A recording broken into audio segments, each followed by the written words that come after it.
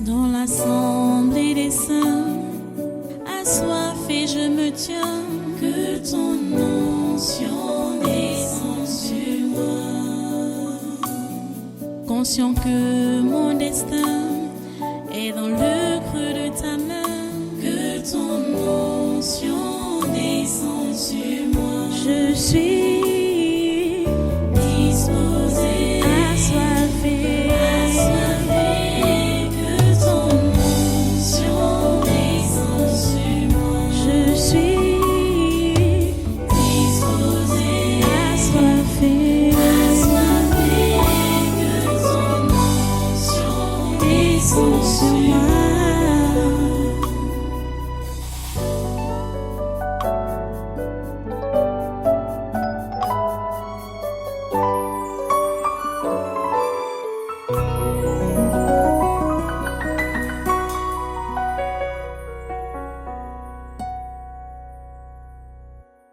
Alléluia.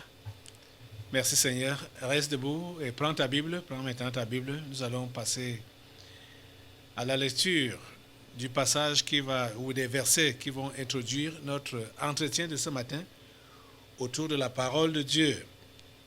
On repart dans Romains chapitre 8. Romains chapitre 8.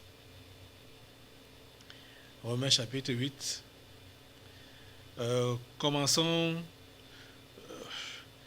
En tout cas, comme on n'a pas fini les commentaires jeudi passé, c'est pourquoi nous allons continuer avec ce passage, parce que nous sommes en train de voir la voie de sortie du genre humain.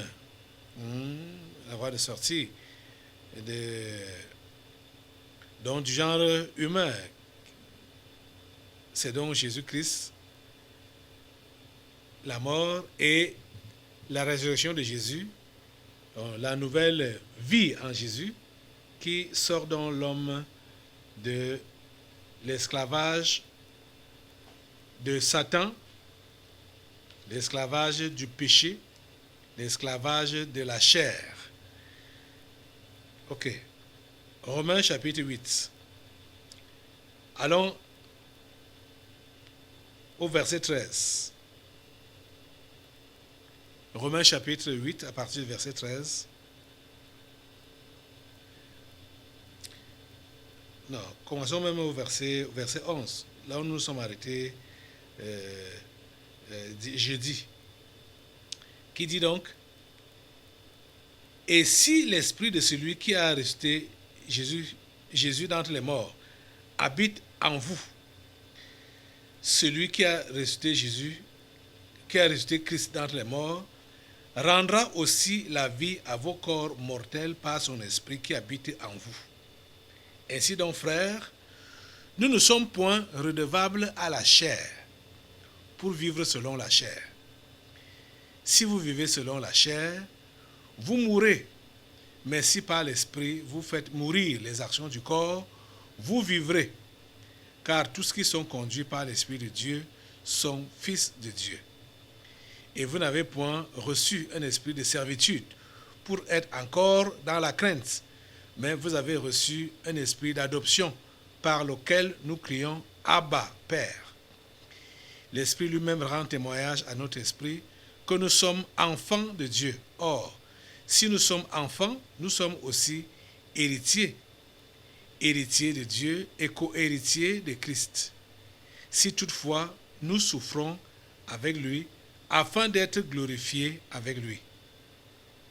J'estime que les souffrances du temps présent ne sauraient être comparées à la gloire à venir qui sera révélée pour nous.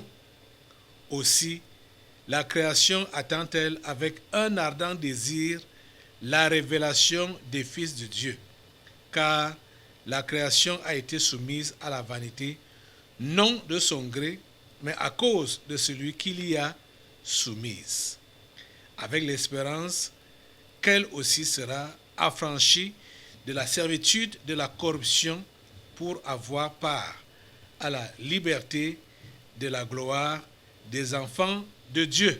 Bon, on va s'arrêter à ce niveau-là. Prions le Seigneur. Notre Dieu, nous te remercions pour ta parole que tu nous délivres ce matin. Et nous te prions, Père Saint, permets que ta volonté puisse s'accomplir dans nos vies au travers de ta parole que tu nous délivres. Seigneur, ta parole nous fait comprendre que tu ne parles jamais en vain.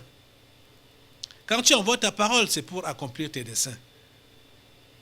Tu as dit qu'elle est comme la pluie qui tombe et qui est obligée d'arroser la terre pour faire germer les semences.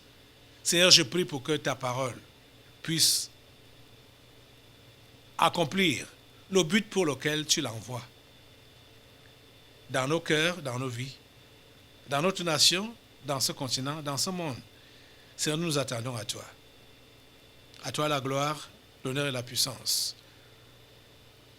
Parce que ta volonté parfaite pour cette réunion d'aujourd'hui, dans nos vies, s'accomplit. Au nom de Jésus, nous avons prié. Amen. Amen. Prenez place dans sa sainte présence et soyez tous les bienvenus à ce congrès de surnaturel de ce dimanche 16 avril 2023. Nous continuons notre culte avec donc le message du jour, la voie de sortie du genre humain, de sa déchéance. Jésus-Christ est cette voie de sortie. Sa mort et sa résurrection est cette voie de sortie.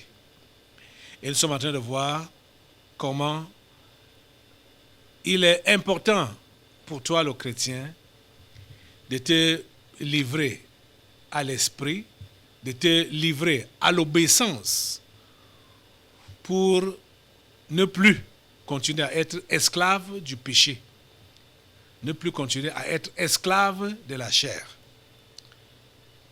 Jeudi passé, nous avons terminé avec la lecture de Galates au chapitre 5, à partir du verset 16.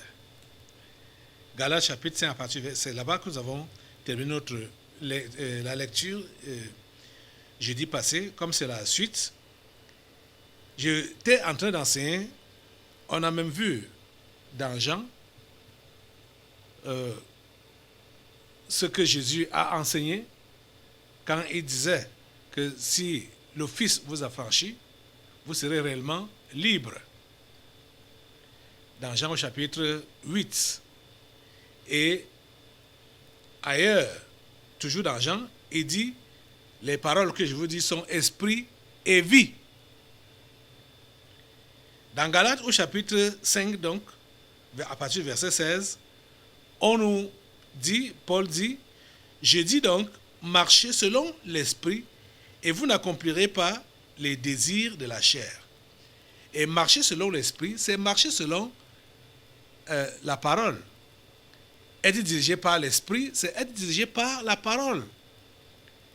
C'est-à-dire ce que la parole a enseigné, ce que la parole enseigne. C'est ça qu'on applique.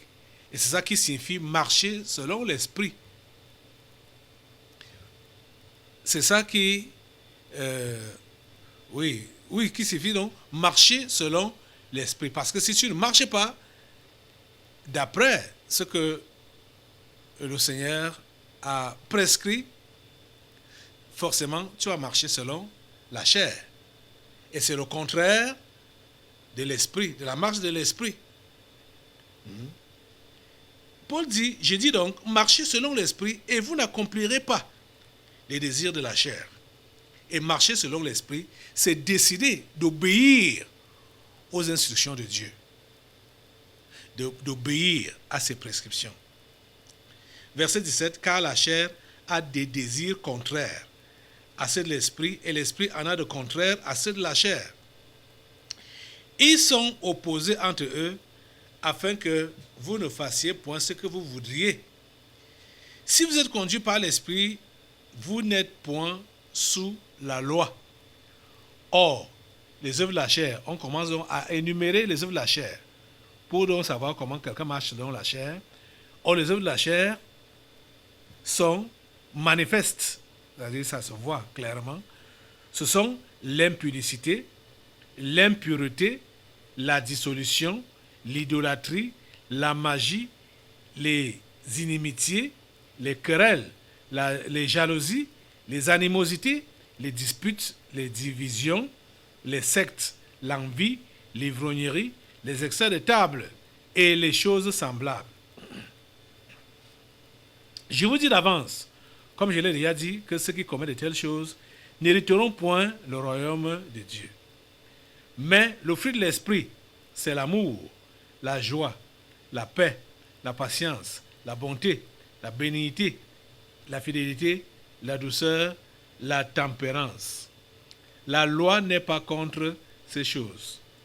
Ceux qui sont à Jésus-Christ ont crucifié la chair avec ses passions et ses désirs. Voilà. Ceux qui sont à Jésus-Christ ont crucifié la chair avec ses passions et ses désirs. Vous voyez, nous sommes donc de ceux-là qui sont en Jésus ou à Jésus.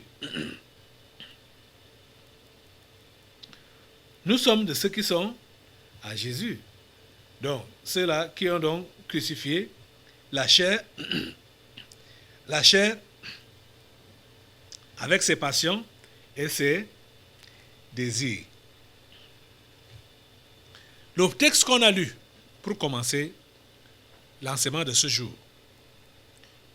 est très révélateur. La parole de Dieu nous fait comprendre que la création est dans l'esclavage et la création attend la révélation des fils de Dieu. La création entière attend la révélation des fils de Dieu.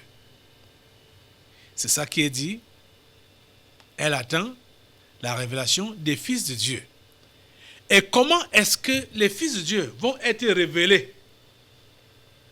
Les fils de Dieu vont être révélés quand ils sauront vivre selon l'esprit et non selon la chair. C'est ça. Quand les chrétiens vont vivre selon l'esprit, vont marcher selon l'esprit et non selon la chair, c'est ça qui permettra que la création puisse être affranchie de son esclavage, de sa servitude. Parce que les fils de Dieu vont donc être révélés. Vous voyez que ce n'est pas souvent évident de rester constant dans l'esprit. Ce n'est pas évident de rester constant dans l'esprit.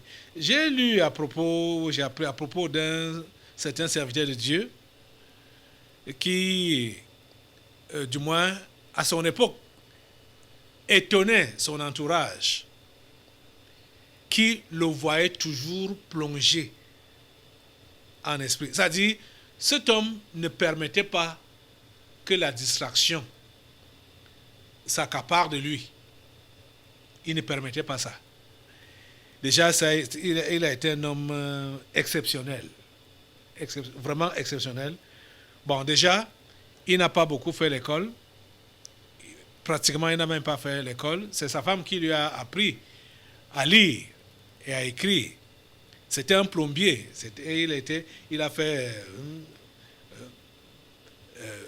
travail pratique, comme ça se passe souvent là-bas, chez eux, les Occidentaux. C'était un Anglais, un Britannique. Donc, il n'a pas fait l'école ordinaire, comme vous savez, mais il a appris un métier. Il était donc plombier. C'est sa femme qui lui a enseigné à lire et à écrire. Cet homme s'est converti. Gloire à Dieu. Et il s'est mis au service de Dieu. De toute sa vie, après sa conversion, il témoigne lui-même que le seul livre qu'il a eu à lire, n'était que la Bible. Même ses écrits, parce que quand il a commencé à prêcher, ses écrits étaient, on relevait ses écrits, et donc son équipe de communication empilait ses prédications, ça devenait des livres. Même ses propres livres, il n'a pas lu ces livres. Ce qu'il lisait, c'était seulement la Bible, la parole de Dieu. La Bible. Ce n'est que ça qu'il lisait. Vous voyez? Donc, il s'est discipliné pour ne pas être distrait. Parce que la distraction, oh mon Dieu, ça nous déconnecte facilement de la source. Ça nous déconnecte. Et quand on est déconnecté, vous voyez, on ne joue plus notre rôle. Puisque le Seigneur nous a donné un ministère. Aux chrétiens, je parle des chrétiens, de tous les chrétiens. Le Seigneur nous a donné un ministère. Et quel est le ministère que Dieu nous a donné? C'est le ministère de la réconciliation. Donc, réconcilier les païens avec lui, réconcilier le monde avec lui, réconcilier les autres avec Dieu. C'est le ministère que toi et moi, nous avons. Donc, toutes les fois que nous sommes déconnectés de lui, on ne peut plus valablement remplir notre ministère. Et le monde sait distraire. La chair sait distraire. On lui demandait donc, mais bon, je disais pour cet homme de Dieu, ceux qui étaient autour de lui avaient remarqué que il ne se laissait pas distraire. Il ne se laissait pas. Il était toujours dans l'esprit de prière, toujours concentré. On lui a dit, mais quel est même ton secret? Qu'est-ce que tu fais pour toujours être connecté, toujours être en esprit, toujours... Parce qu'il était toujours en train de prier en langue, surtout, beaucoup en langue. Et vous voyez que ici, on nous a dit, le texte qu'on a commencé à lire, nous dit que, et si l'esprit de celui qui a ressuscité Jésus dans les morts habite en vous, si son esprit habite en vous, donc le Saint-Esprit, s'il habite en vous, celui qui a ressuscité Christ dans les morts rendra aussi la vie à vos corps mortels par son esprit qui habite en vous. Donc, celui-là, on l'appelait Schmidt-Wilgeworth. Il a donc su entretenir l'esprit, la présence de l'esprit en lui. Parce que il priait constamment en langue. Donc, vous êtes même dans les divers, dans les trucs. Bon, lui n'est pas là avec vous, il n'est pas là avec vous. Il garde sa connexion avec Dieu. Je vais aller un peu loin. Bon, allons un peu au verset, avant de revenir sur le témoignage de cet homme. Le verset 26 nous dit ceci.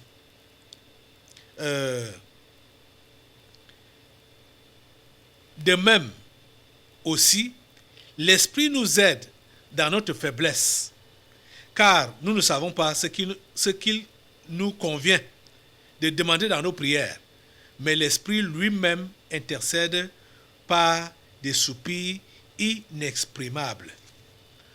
Vous voyez, marcher selon l'Esprit, c'est une marche qui est comme la marche humaine là, marcher selon l'Esprit, parce que quand Jésus a dit, l'Esprit, les paroles que je vous donne sont, ou je vous ai dites sont esprit et vie. Donc, esprit et vie. La parole de Dieu, c'est l'esprit. La parole de Dieu, c'est la vie. Et vous savez que la vie s'exprime comme l'esprit s'exprime, la vie s'exprime. Donc, la vie de l'esprit, marcher selon l'esprit, il y a donc la parole de Dieu et la prière en esprit, bien sûr. Puisque ce qui est, c'est-à-dire automatique, c'est que quand tu lis la parole, quand tu entends la parole, que tu es enfant de Dieu, hein, même un païen qui ouvre vraiment son cœur, son esprit à la parole de Dieu, quand tu entends la parole, quand Dieu te parle, automatiquement, tu vas répliquer. Tu vas répliquer, tu vas lui parler. Et tu vas parler de quelle manière? Tu vas parler par la prière. Donc, la vie de l'esprit marche avec ces deux pieds-là. Les Écritures, je préfère donc dire comme ça, les Écritures et la prière. Les Écritures et la prière, ça marche ensemble. Ça marche, c'est les deux pieds de la marche de l'esprit. Les Écritures et la prière. Vous comprenez? Donc, il disait donc, quand on a donc remarqué qu'il était toujours dans la prière, toujours plongé, toujours. Vous êtes dans vos causeries, dans vos divers, il n'est pas avec vous là-bas. Lui, il est concentré. Il est concentré. Et quand il veut donc se distraire, comme les chrétiens disent que, mais on a aussi quand même droit à la distraction, non? On peut se divertir, non? Il va se divertir en lisant. Les chrétiens d'aujourd'hui, ils vont se divertir en lisant des histoires qui ne les édifient pas. Des histoires qui vont perdre leur esprit. En regardant des documentaires, ou je veux dire, des films, des séries inutiles. Ouais. Ils disent que c'est pour se défouler, se divertir. Lui, il se divertissait dans la parole, en lisant, dans les Écritures, en lisant la Bible. Et si ce n'est pas la lecture de la Bible, c'est l'entretien dans la prière, en esprit. Comprenez? De même aussi l'esprit nous aide dans notre faiblesse, car nous ne savons pas ce qu'il nous convient de demander dans nos prières, mais l'esprit lui-même intercède par des soupirs inexprimables. C'est pourquoi tout vrai enfant de Dieu qui n'est pas baptisé du Saint-Esprit ne devrait pas avoir du repos devant Dieu. Parce que déjà, le baptême du Saint-Esprit est une promesse pour tous les croyants. Il est anormal que tu puisses dire que tu t'es converti, tu es enfant de Dieu et tu n'es pas baptisé du Saint-Esprit. La question que Paul a posée à ses Éphésiens dans Actes chapitre 19, elle est pertinente, cette question. Avez-vous reçu le Saint-Esprit quand vous avez cru? Ça suppose quoi? Ça suppose que quand on croit, on doit recevoir le Saint-Esprit. Et on voit que quand ces gens ont dit, nous n'avons même pas entendu dire qu'il y a un Saint-Esprit, Paul était étonné qu'ils disent qu'ils sont des croyants et ils ne savent même pas, ils n'ont même pas entendu parler du Saint-Esprit. Paul était étonné, dépassé même, à la limite. C'est là qu'il leur expose clairement donc l'évangile et il les baptise et prie pour eux. Ils sont remplis du Saint-Esprit directement. Vous voyez? Donc, on doit recevoir le Saint-Esprit quand on se convertit. Ça te permet donc de bien marcher. Marcher avec un seul pied, ce n'est pas évident. Quand on doit marcher avec deux pieds, quand on est né, on est créé pour marcher avec deux pieds. Mais marcher avec un seul pied, ce n'est pas évident. Donc, le chrétien est donc appelé, et a été créé en Jésus pour marcher avec deux pieds, les Écritures et la prière.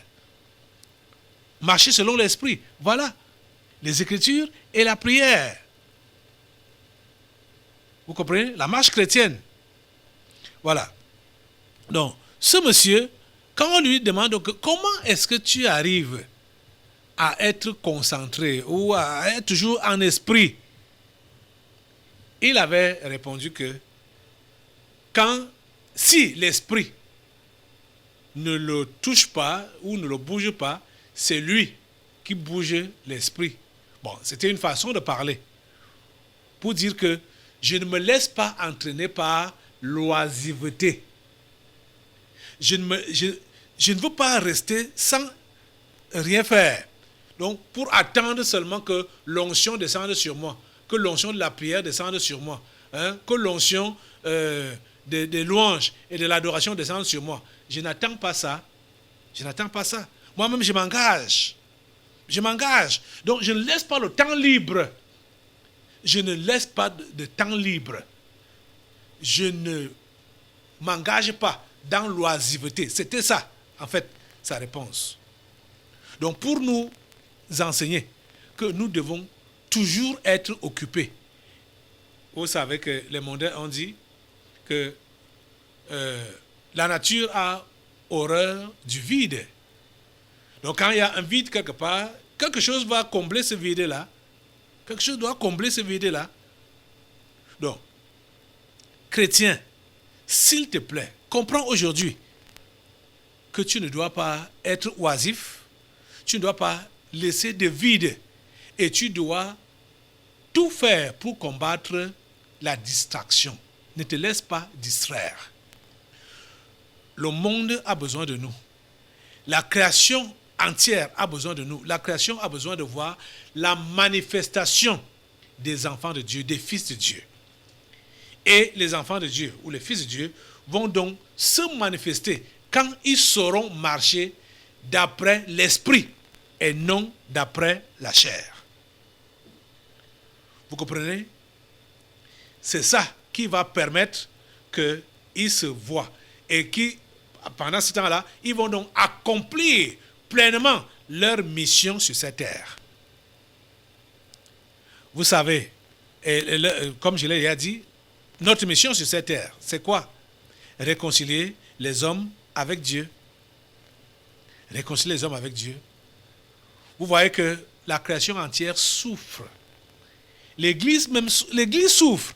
Parce que même Paul disait que quand il a dit, on repart dans Romains 8 là, verset 20, car la création a été soumise à la vanité. Verset 19 d'abord. Aussi la création attend-elle avec un ardent désir la révélation des fils de Dieu. Car la création a été soumise à la vanité, non de son gré, mais à cause de celui qui l'y a soumise. Vous pensez que qui a soumis la création à la vanité? Qui a soumis la création à la vanité? C'est la chair. C'est la chair qui a soumis la création à la vanité. Comprenez? Car la création a été soumise à la vanité, non de son gré, mais à cause de celui qui l'y a soumise, avec l'espérance qu'elle aussi sera affranchie de la servitude de la corruption pour avoir part à la liberté de la gloire des enfants de Dieu. Quand on parle de la création qui est soumise, qui a été soumise à la vanité, il s'agit de ceux des enfants de Dieu, donc ceux-là qui sont prévus au salut, qui sont encore dans le monde. Comme Jésus a dit qu'il a d'autres brebis qui ne sont pas de cette bergerie. Il faut que celles-là entrent aussi. Cette création dont on parle ici, là, ce n'est pas la nature. Les arbres, les fleurs, les animaux, le ciel, machin, la terre, les collines, les cours d'eau. Ce n'est pas cette créature-là. Ce n'est pas cette création-là. Il s'agit de tous ceux-là qui ont été prévus au salut et qui ne le sont pas encore. Ils ne sont pas encore sauvés jusqu'à présent. Pourquoi? Parce que les enfants de Dieu ne se sont pas encore révélés. Puisque pour être sauvés, il faut qu'il y ait quelqu'un qui te témoigne ou qui ait prié pour toi. Vous voyez? Oh mon Dieu. Il faut que vous compreniez cela clairement, puisque nous avons ces explications ici dans... on a ces explications dans Romains, Romains chapitre 10, comme ça. Romains chapitre 10, qui nous dit, verset 14. Écoutez, allez, tournez là. Je vais peut-être commencer un peu tôt pour que vous compreniez tout le contexte. Allons au verset 14 directement. Comment donc... Alors, verset 13 dit d'abord, car quiconque invoquera le nom du Seigneur sera sauvé. Verset 14.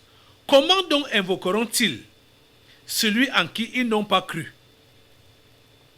Et comment croiront-ils en celui dont ils n'ont pas entendu parler? Et comment en entendront-ils parler s'il n'y a personne qui prêche? Vous voyez, c'est ces questions qui sont posées au verset 14 de Romains 10 là, qui nous expliquent ce que je dis là, les commentaires que je fais sur Romains 8 là, parlant de la création qui attend la manifestation des fils de Dieu. Cette création, ce n'est pas la nature. Ce sont les enfants de Dieu qui sont encore dans le monde, qui attendent la manifestation des enfants. Quand vous entendez parler de la manifestation des enfants de Dieu, ça veut dire ceux-là qui ont été sauvés et qui partent vers eux, vers ces enfants de Dieu perdus dans le monde, pour leur dire, revenez à votre Créateur, revenez à votre Père. Ceux-là ne sont pas encore manifestes devant les perdus, pour les attirer, pour les interpeller. Pourquoi? Parce qu'ils ne font pas ce qu'ils doivent faire. Ils ne marchent pas selon l'esprit. Donc, ils ne font pas la marche chrétienne comme il se doit. Vous comprenez? Donc, ils sont encore esclaves de la chair. Ils sont encore esclaves de la chair.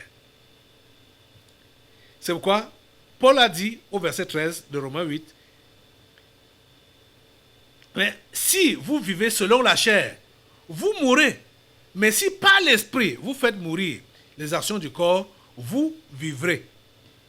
Et Galates, qu'on a lu là, chapitre 5, verset 16, qui dit, je dis donc, marchez selon l'esprit et vous n'accomplirez pas les désirs de la chair.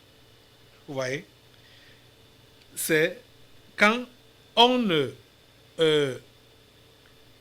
allons au verset 14 de Romains 8, qui dit également, car tous ceux qui sont conduits par l'esprit sont fils de Dieu.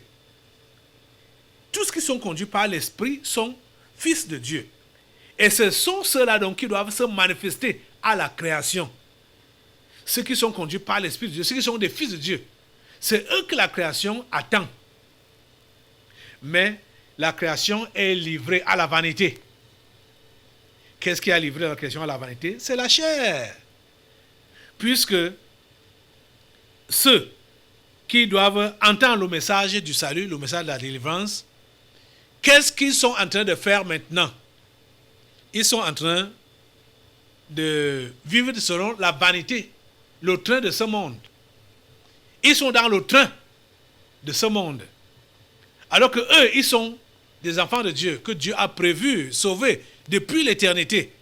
Mais parce que toi, enfant de Dieu, tu ne t'es pas encore manifesté à eux. C'est pour cela qu'ils restent dans la servitude. Donc, ceux-là, ces croyants potentiels-là, restent dans la servitude. Pourquoi? Parce que tu ne t'es pas manifesté. Tu n'es pas disposé. Tu n'es pas disposé. Tu ne t'es pas disposé. Comme on a vu ici, dans Romains 10, verset 14, là, comment donc invoqueront-ils celui en qui ils n'ont pas cru? Et comment croiront-ils en celui dont ils n'ont pas entendu parler? Et comment entendront-ils parler s'il n'y a personne qui prêche? Et verset 15 dit, et comment y aura-t-il des prédicateurs s'ils ne sont pas envoyés?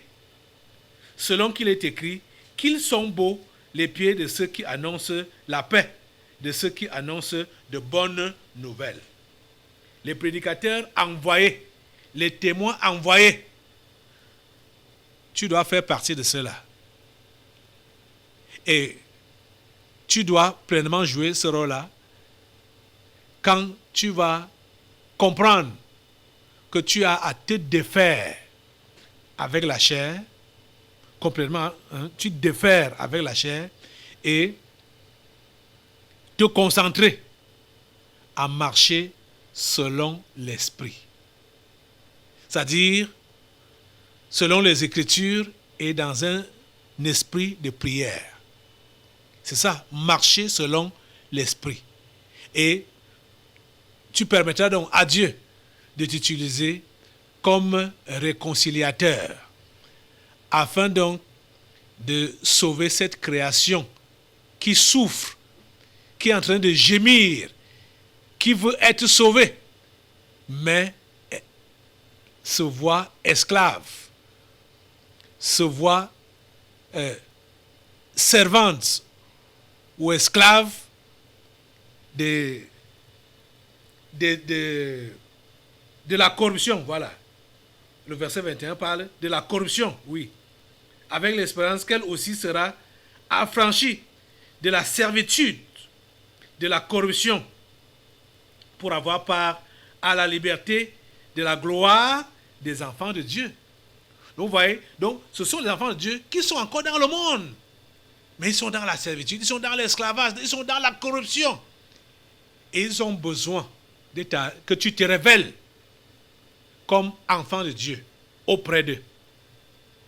Et leur annoncer ce message de salut. Dieu attend de toi. Dieu attend de nous. Dieu attend de nous. Vous savez que c'est à nous que Dieu regarde. C'est à nous que Dieu regarde. Nous, ses enfants, il ne regarde pas ceux qui sont dans le monde. Ceux qui sont dans le monde, vous savez que la majorité sont des anges déchus et ils sont là pour faire leur mission. Nous aussi, s'il vous plaît, concentrons-nous à accomplir aussi notre mission. C'était, je crois que ça devait être jeudi, lors des délivrances, quand un esprit appelé il s'appelait comment encore là? Comment ça m'échappe là? L'emprise du péché. C'était vers la fin des délivrances comme ça là. Il y a un démon qui s'est appelé l'emprise du péché qui s'est manifesté. Et l'emprise du péché a dit que son emprise, donc l'emprise du péché sur l'humain ou sur le chrétien est brisée dès que le chrétien a fini avec la chair. Et c'est ça que nous avons vu ici. Peut-être on va encore revenir sur ça. Dans la lecture de Galates, chapitre 5, le jeudi, on n'a pas lu ce verset 24 de Galates 5, qui dit donc que ceux qui sont à Jésus-Christ ont crucifié la chair avec ses passions et ses désirs.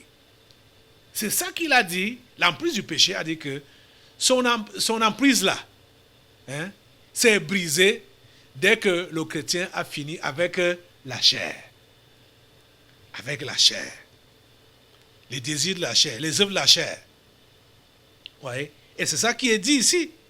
Que ceux qui sont à Jésus-Christ ont crucifié la chair avec ses passions et ses désirs.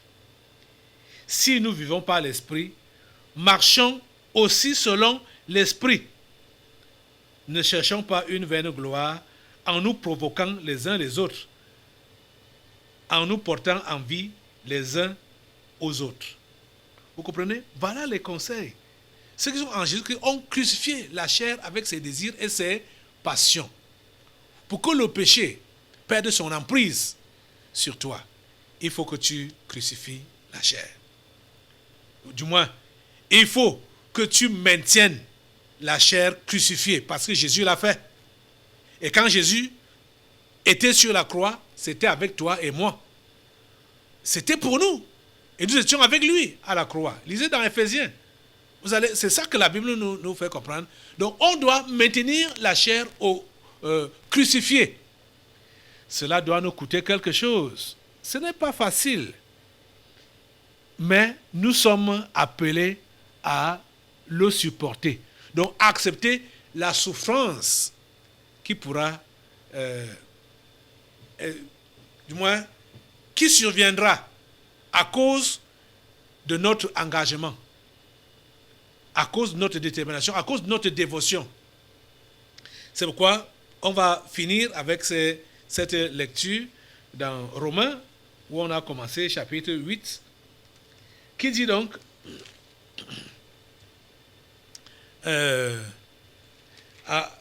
en parlant, allez dans Romains 8, à partir du verset 19, aussi la création attend-elle avec un ardent désir la révélation des fils de Dieu. Tu vas te révéler aujourd'hui comme fils de Dieu ou comme fille de Dieu, car la création a été soumise à la vanité, non de son gré, mais à cause de celui qui l'y a soumise, avec l'espérance qu'elle aussi sera affranchie de la servitude de la corruption, pour avoir part à la liberté de la gloire des enfants de Dieu. Or, nous savons que, jusqu'à ce jour, la création tout entière soupire et souffre les douleurs de l'enfantement. La création tout entière soupire et souffre les douleurs de l'enfantement. Et ce n'est pas elle seulement, mais nous aussi, qui avons les prémices de l'esprit. Nous aussi, nous soupirons en nous-mêmes, en attendant l'adoption, la rédemption de notre corps. Écoutez bien, car c'est en espérance que nous sommes sauvés. Or, l'espérance qu'on voit n'est plus espérance. Ce qu'on voit, peut-on encore espérer? Mais si nous espérons ce que nous ne voyons pas, nous l'attendons avec persévérance. Je voudrais qu'on aille directement là où je voudrais chuter, mais allons au verset 28. Voilà, verset 28. Nous savons du reste que toute chose concourt au bien de ceux qui aiment Dieu. Oui, de ceux qui aiment Dieu, et de ceux qui, aiment Dieu, de ceux qui sont appelés selon son dessein. Car ceux qu'il a connus d'avance, il les a aussi prédestinés à être semblables à l'image de son fils, afin que son fils fût le premier-né entre plusieurs frères. Et ceux qu'il a connus, et ceux qu'il a prédestinés, il les a aussi appelés. Et ceux qu'il a appelés, il les a aussi justifiés. Et il les a aussi justifiés. Et ceux qu'il a justifiés, il les a aussi glorifiés. Que dirons-nous donc à l'égard de ces choses? Si Dieu est pour nous, qui sera contre nous? Lui qui n'a point épargné son propre fils, mais qui l'a livré pour nous tous, comment ne nous donnera-t-il pas aussi toutes choses avec lui? Qui accusera les élus de Dieu? Et c'est Dieu qui justifie, qui les condamnera. Christ est mort, bien plus, il est ressuscité, il est à la droite de Dieu. Et il intercède pour nous. Qui nous séparera de l'amour de Dieu, de Christ? Sera-ce la tribulation? Voilà donc. Sera-ce la tribulation? Donc les souffrances, ou l'angoisse, ou la persécution, ou la faim, ou la nudité, ou le péril, ou l'épée. Qu'est-ce qui va nous séparer? Qu'est-ce qui va nous séparer? La souffrance ne pourra pas nous séparer. Vous comprenez? La souffrance ne pourra pas nous séparer. Il avait déjà dit ça même plus haut. On repart au verset 17. Verset 17. Or, Romains 8, or, si nous sommes enfants, nous sommes aussi héritiers. Héritiers de Dieu et co-héritiers de Christ, si toutefois nous souffrons avec lui, afin d'être glorifiés avec lui. Et au verset 18, il dit, j'estime que les souffrances du temps présent ne sauraient être comparées à la gloire à venir qui sera révélée pour nous. Pour en finir avec la chair, ce n'est pas sans souffrance. Pour en finir avec le péché, ce n'est pas sans souffrance. Mais il faut accepter de payer le prix. C'est pourquoi la Bible dit que ceux-là qui sont à Jésus-Christ ont crucifié. La crucifixion, ce n'est pas les caresses. Ils ont crucifié la chair. Ils ont crucifié la chair. Ceux qui sont à Jésus, ils ont crucifié. Donc, il y a la souffrance qui doit suivre. Il y a le prix à payer. Cher ami, pour que tu puisses te manifester comme fils de Dieu et que tu sois utile à cette création. Donc à ceux-là qui sont encore là-bas dans le monde et qui sont prévus pour le salut, tu dois accepter de maintenir la chair sur la croix avec tout ce que cela comporte. Donc les souffrances, les privations, les renoncements. Il faut accepter cela. Tu comprends?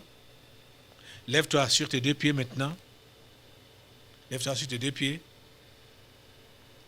Et prie Dieu pour qu'il donne la grâce de marcher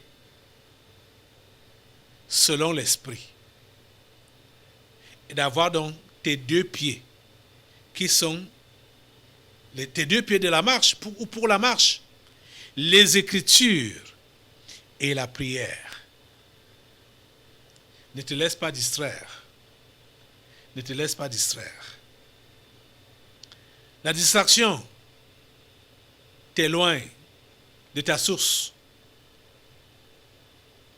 Si nous sommes connectés et nous restons connectés, nous demeurons connectés, nous allons rapidement aider la création à se reconnecter à son Créateur. Donc ces enfants de Dieu qui sont encore égarés dans le monde, liés par la corruption, liés par la chair et les œuvres de la chair, nous allons les aider. Donc nous devons payer le prix. Comme Christ lui-même a payé le prix, il s'est privé de tout. Il s'est privé de tout. Il s'est privé de tout. Et il a tout abandonné sa gloire au ciel pour venir jusqu'à nous. Nous devons aussi payer le prix. Et vous voyez que le prix que nous payons, ce sera non seulement pour sauver nos propres âmes à nous, mais également pour sauver les âmes des autres. Es-tu prêt à payer ce prix? Tu dois être prêt à le faire. Prie Dieu qui t'aide à payer ce prix-là. Pour sauver ton âme et sauver les âmes des autres. Merci Seigneur, parce que tu permets que tes enfants que voici puissent se révéler comme tels, c'est-à-dire tes enfants, afin d'aider au salut de la création, qui soupire, qui languit, qui pleure dans la servitude, dans l'esclavage. Seigneur, interviens et agis. Au nom puissant de Jésus, j'ai prié. Amen. Assois-toi. Nous allons maintenant passer aux délivrances prophétiques. Dans l'assemblée des saints, assoiffé je me tiens, que ton onction descende sur moi. Conscient que mon destin est dans le creux de ta main, que ton onction descende sur moi. Je suis disposé, assoiffé,